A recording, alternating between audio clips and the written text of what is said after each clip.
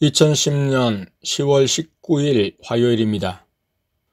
둘째를 등교시키는 차 안에서 예수님께 두 자매의 사역에 대해 여쭈니 땡 자매님에겐 방언을 주라고 하시고, 띵 자매님의 경우는 대언자들이 없으니까 대언자들이 오면 방언을 점검받으라고 하셨습니다. 두 자매가 땡땡천 나들이를 하고 온 후 예수님께서 방언을 주라고 하셨다는 말을 전했습니다. 띵 자매님의 목사님 부모가 초원교회로 내려온다고 했습니다. 그때 방언을 받으려고 하다가 얼마 후 땡 자매가 방언을 받겠다고 해서 아랫강단에서 같이 기도했습니다. 사역 후 기도했는데 한참 만에 방언이 터졌습니다. 아내는 땡순 성도님에게 전화를 걸어 터진 방언이 성령의 방언인지 확인했습니다.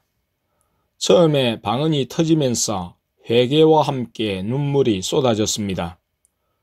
급한 감정과 함께 방언이 빨라지면서 방언이 바뀌었습니다. 터진 방언을 중단시키고 눈을 뜬 채로 방언을 해보라고 했을 때 자매님은 방언을 하지 못했습니다. 다시 방언 받기를 기도해야 했습니다. 얼마 후 방언이 터졌고 통화를 통해 성령의 방언임을 확인했습니다. 이번에는 눈을 뜨고도 방언을 했습니다. 뜨지 말라고 하고 감정을 절제케 했습니다. 아내가 지켜보니 여러 방언으로 바뀌다가 레 방언으로 정착이 된 것 같다고 했습니다. 그러나 몇 시간 후 땡 자매님은 방언이 되지 않는다고 했습니다. 밤에 다시 방언을 위해 기도했는데 제대로 된 방언이 나오지 않아 멈추었습니다. 아내를 통해 예언 사역을 했는데 자매님의 근본 상태는 예수님이 주관하시며 인도하셨고 마귀가 틈을 타고 역사하는 것도 있었습니다. 띵 자매의 아버지, 어머니 목사님이 오후에 도착했습니다. 영적인 이야기를 많이 나누었습니다. 목사님 부부가 딸의 대언으로 한 순종에 대해 영안이 열린 성도님들을 통해 예수님께 여쭈어 점검했습니다. 예수님이 하신 것이 맞다고 하셨습니다. 띵 자매님의 불안정한 상태를 비추어 혹 처음부터 마귀의 방언은 아닌가, 또는 중도에 마귀가 사로잡은 것은 아닌가 하여 밤에 띵 자매님에 대한 방언 점검이 있었는데 성령의 방언이라고 하셨습니다. 땡 자매님과 띵 자매님은 사역 후 영적인 감각이 열려짐과 함께 영안의 진전도 있었습니다. 새벽 3시경에 예수님이 성도님들을 집으로 가라고 하셨습니다. 2010년 10월 20일 수요일입니다. 오전 8시가 조금 지나 목사님 부부와 띵 자매님은 서울로 올라갔습니다. 땡 자매님은 예수님의 인도에 순종하여 교회에 더 머물기로 했습니다. 어제 사택에서 목사님 부부의 대화를 통해 또 띵 자매님의 모습을 통해 문제가 있음에도 그것이 근본적인 문제에 기인하고 믿음의 토대 자체가 잘못된 것인지 아니면 중도에서 변질되어 마귀에게 사로잡힌 것인지 예수님의 인도를 지켜보기로 했습니다. 자매님의 방언을 들을 때 욕과 유사한 말이 있으나 둘째를 통해 방언이 맞다고 하셔서 우리의 생각과 판단이 잘못된 것으로 받아들였습니다. 띵 자매님의 대언을 통해 주어진 비전이나 땡 교회에 가서 행한 무리한 일들도 주님의 행하심으로 받아들일 수밖에 없었습니다. 사실 목사님 부부가 급히 내려온 것은 띵 자매님의 불안정한 상태를 염려해서였습니다. 블로그를 보고 초원교회를 사모해서 내려온 것이 아니었습니다.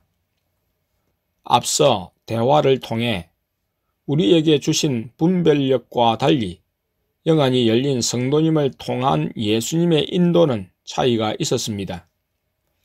둘째나 막내, 땡순 성도님을 통한 예수님의 말씀에 입을 다물어야 했으나 마음 한편에 있는 분별은 사라지지 않았습니다.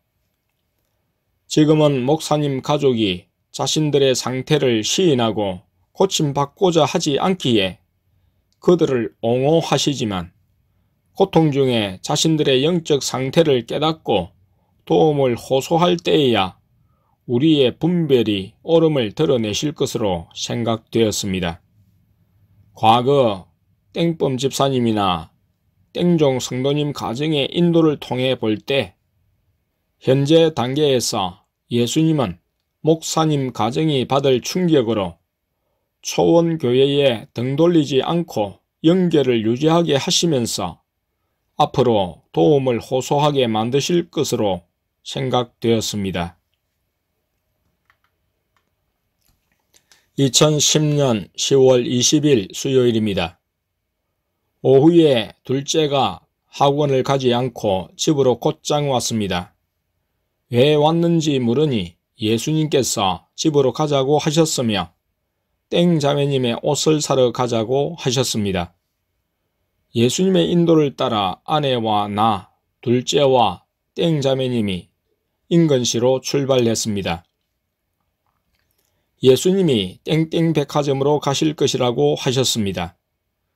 얼마 후 예수님께서 띵띵으로 가자고 하셨습니다. 띵띵 백화점 지하 1층에서 자매님이 내적 음성으로 예수님이 옷을 사주실 것을 말씀하셨다고 했습니다. 3층에서 옷을 고르는데 자매님은 예수님이 사주심에도 부담을 느껴 사양을 하다가 치마를 선택했습니다. 마음에 드는 옷이었는데 나중에 예수님이 너를 위해 준비해 두었다 라고 말씀하셨다고 했습니다. 자매님은 처음 절군 하나님의 가족 블로그를 접하고 초원교회에 올 마음을 가졌으나 예수님의 강권하심을 기다렸다고 했습니다. 블로그를 자신이 몸담은 땡땡땡 교회 목사님에게 소개했을 때 목사님이 보지 못하게 하여 아이패드로 옮겨 몰래 보기도 했다고 했습니다. 목사님 부부의 눈치를 보며 속내를 드러내지 못하던 중 서울 땡땡땡 교회 집회 참석을 거쳐 예수님께서 초원교회로 가자고 하시는 말씀에 순종하여 왔다고 했습니다. 어제 방문한 땡 목사님에게서 직접 교회에서 묵상기도를 주로 한다는 말을 들었습니다. 말은 묵상기도라고 하지만 사실은 관상기도였습니다. 목사님 말에 의하면 땡땡땡 교회에 몸담은 수녀가 개신교로 개종하면서 관상기도를 발전시킨 것이라고 했습니다. 땡땡땡 교회는 그 관상기도를 가지고 묵상기도란 이름으로 행하고 있었습니다. 땡땡땡교 자체가 마귀가 잡고 있어 땡땡땡교에서 기독교로 개종했다고 해도 그 마귀의 영향이 계속됨을 우리는 알았습니다. 그리고 관상기도가 땡땡땡교의 명상에 뿌리를 두었습니다. 예수님이 방문하신 초기에 근처 성당 지붕의 십자가에 거주하는 마귀를 영안으로 보여주신 것과 모친이 입원했던 인근시의 땡땡땡 병원을 잡고 있는 마귀를 보여주신 것과 땡화행제님을 통해 땡땡땡교와 관련된 것에 마귀가 강하게 역사함을 분별시키셨습니다. 새벽 1시가 넘어 자매님이 묵상기도를 언급하기에 어제 목사님의 말을 생각하고 땡땡땡 교에서 출발한 것으로 마귀가 역사하는 것임을 말하자 그때부터 자매님은 심한 기침을 시작했습니다. 목 부분에 마귀가 있는 것을 감각하고 기침을 연거푸하며 이어 피와 음식물도 토해냈습니다. 영안이 열린 땡순 성도님을 통해 확인하니 예수님께서 친히 자매님에게 사역을 행하신다고 했습니다. 자매님은 땡땡땡 교회를 다닌 3개월 동안 매일 목사님 댁에서 거주하며 생활했고 묵상기도 훈련에 참여했다고 했습니다. 비로소 예수님께서 땡 자매님을 통해 땡땡땡 교회의 영적 상태를 우리에게 알게 하셨습니다. 자매님은 또 다른 사실을 말해 주었습니다. 그것은 띵 목사님이 예전에는 땡땡땡교를 다녔다고 했습니다. 이로 볼 때 목사님 가정의 영적 토대가 무엇이며 무엇이 역사 주장하는지를 알 수 있었습니다. 어제는 목사님 가정이 받을 충격을 고려하셔서 우리의 입을 다물게 하셨지만 오늘은 땡 자매님을 통해 목사님의 가정을 분별케 하셨습니다.